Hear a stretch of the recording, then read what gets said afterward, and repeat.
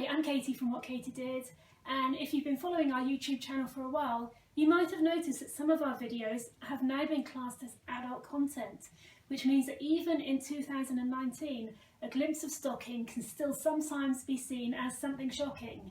Well, the good news today is that for our first video of 2019, I'm going to play it totally safe, and we're going to be talking about stocking packaging. So no glimpses of stockings, everything above board, just totally about how stockings were packaged in the past. And this came about because over Christmas we were discussing packaging on our Facebook social group and whether there is an alternative to the plastic packaging we currently use for our nylons today. So I thought I'd go through my collection of vintage nylons and silk stockings and show you somehow how stockings were packaged in the past. So start with the 1940s, and I have this beautiful pair of silk fully fashioned stockings.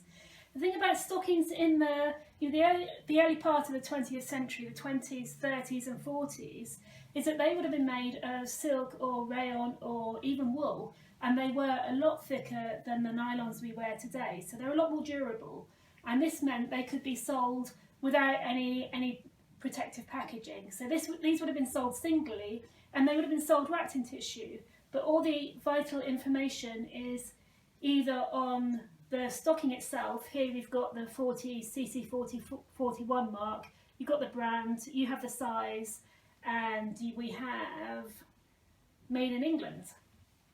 And on the top we've got a little sticker, and inside the sticker we have some care instructions which are quite interesting. It says, in putting on, the stocking should be rolled down to the heel in order to avoid strain and pulling over the foot. Avoid catching threads with nails, rings, eyelets, etc. If a thread drags, do not cut, otherwise the stitches will give way and ladder. So that's all good advice right up until today. So these were stockings in the 1940s. Moving on a few years, I have these Threadneedle stockings. Now this is how a retailer would buy their stockings. They buy stockings in a box of 6. On here you'd have the type of stocking they wear, the brands, the style, 745 medium silk, size 10.5, colour beige, price $2.25. Now this would have been a pair, not for the whole box. And inside we have the stockings nestled in branded tissue paper with the stockings here, and when you bought a pair, the customer, these have been like this for over 70 years now, so they'd be a lot neater when you actually purchase them.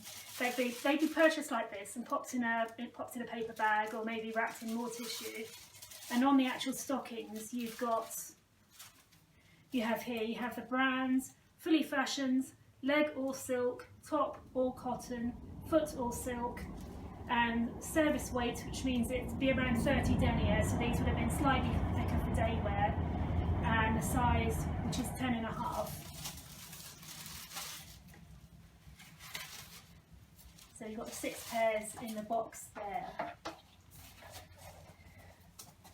So moving on to the 1950s, we move on to nylons. Now nylons are interesting because they're a lot surer than silk, so they hitch a lot easier and you have to be a lot more careful with them. So with premium brands would still be packaged like this. So premium brands, you'd have the stockings encased in tissue, and here you've got the 2 colour welt imprints. We can see these, we can tell these are 1950s, possibly even early 60s, due to the fact that they're RHT, which means reinforced heel and toe, and seam-free. And seam-free nylons they were made in the 50s, but they really didn't take off as fashionable nylons until the late 50s, early 60s.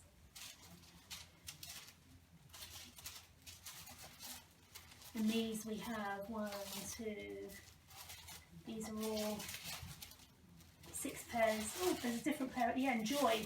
And this is what happens when you collect stockings, and if you buy a box, you'll quite often find that there is actually a different style in there because a person will have had them in storage and put the odd pair in. So at the end there we have Joy, seamless demi-toe, 400 needle, 15 denier, First quality. The first quality means that they're perfect. Stockings were incredibly expensive for people in the 50s and 60s, and seconds were a huge market for stockings. So if you see a stocking marked seconds, it just means it's second quality.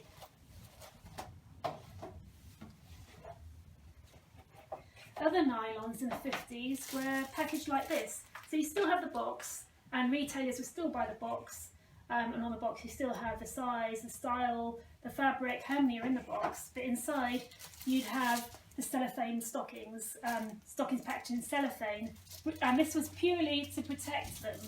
The packaging is actually quite plain. You can still see the stocking all the way through, so you know exactly what you're getting, and you have what they're made of, the size, the denier, and where they're made.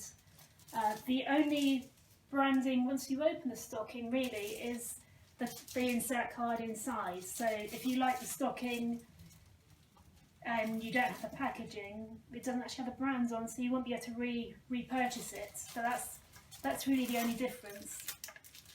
And again, if you were in a store, you just buy one pair, you wouldn't buy the 6. You can hear the cellophane crinkling. Cellophane is actually a natural biodegradable substance made from wood pulp, and it does biodegrade over time. And I do have, take a look at these. These are amazing. My favourite pink fully fashioned stockings, which are too small for me, so I can't wear them, but they're just so pretty. Brettles Gossamer 60 gauge 15 denier nylons. And here you can see that the brittle cellophane has actually started to fall apart in places, although having said that, these are 70 years old and there's still, most of the cellophane exists.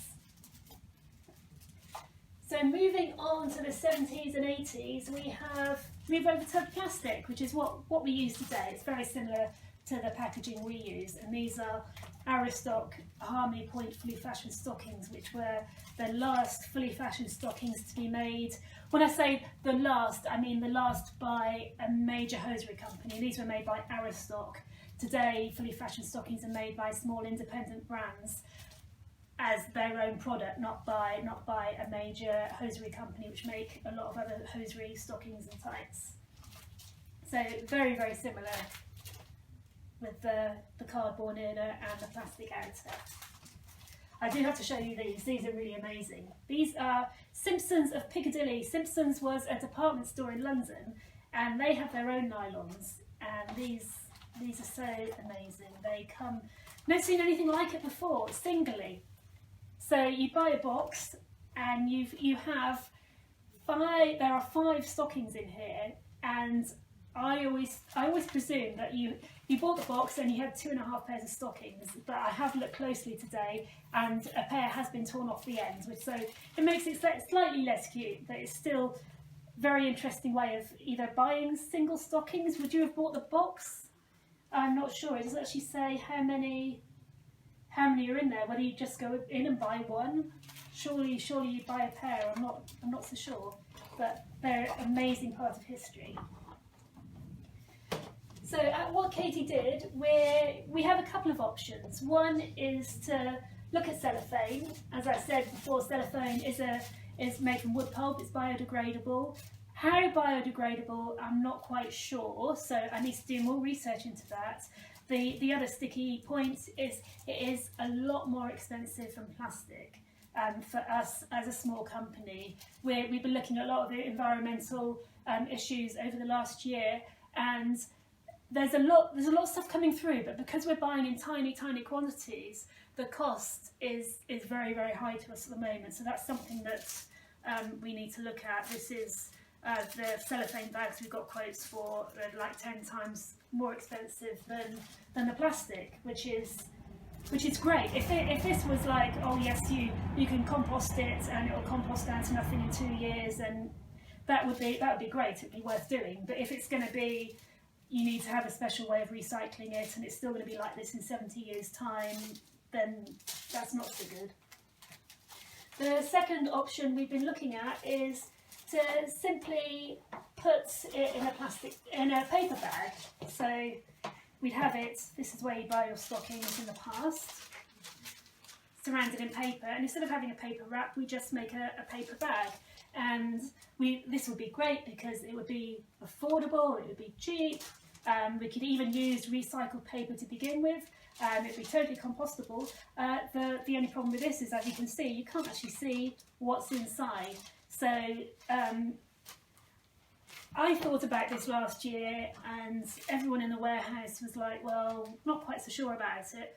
But on our What Katie Did Facebook group, a couple of people mentioned putting it in paper bags, and I hadn't brought that up, so it's totally from them. So let's see, we'll see what people say, and you know, if there's a good reception, then maybe we'll try it, because that would be, to me, that is the best option for us at the moment.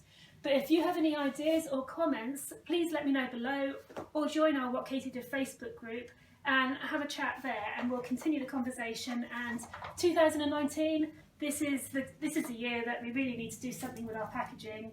It's not going to make a huge difference to the world, because when you look at all the plastic we use, a plastic stocking bag is really tiny, but it's the tiny steps that do make a difference. And if we can do something, it would be amazing, and it would just personally make me a little happier, because when I walk into the warehouse, I'm faced with a huge wall of stockings or packaged in plastic, and it would be really nice to walk down in 2019 and have something that, you know, you can recycle and isn't going to cause damage to the environment.